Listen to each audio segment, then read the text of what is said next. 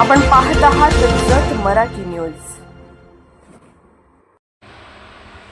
पुण्यात अनैतिक संबंधाच्या संशयातून थरारक खून, पत्नीच्या डोक्यात सिलेंडर घालून हत्या, पती स्वतः पोलीस ठाण्यात हजर। दिवसभर मृतदेह घरात ठेवला, पुण्यात फिरला आणि रात्री जाऊन गुन्ह्याची दिली कबुली।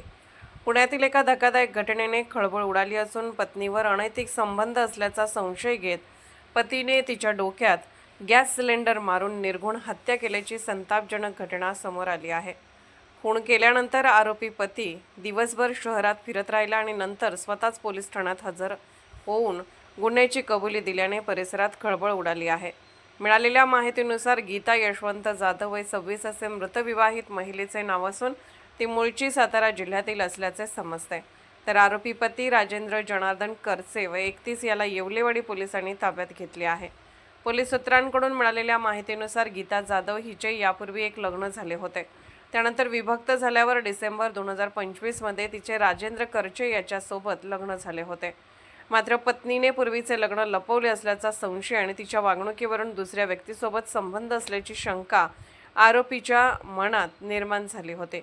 शनिवारी पहाटे पती-पत्नींमध्ये याच कारणावरून जोरदार वाद झाला। संतापाच्या भरात राजेंद्रने घरातील सिलेंडर पत्नीच्या डोक्यात घालून तिची हत्या केली।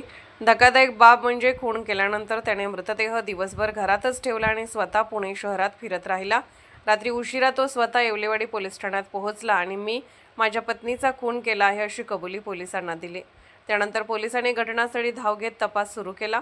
या घटनेनंतर वरिष्ठ पोलीस निरीक्षक मालती पाटील, पोलीस उपायुक्त राजलक्ष्मी शिवणकर यांच्यासह वरिष्ठ अधिकाऱ्यांनी घटनास्थळी भेट देऊन तपासाची सूत्रे हाती घेतली आहेत। या घटनेमुळे परिसरात भीती व चर्चेचे वातावरण निर्माण झाले आहे। जत मराठी न्यूज चॅनलला लाईक करा, शेअर करा आणि सबस्क्राईब करा।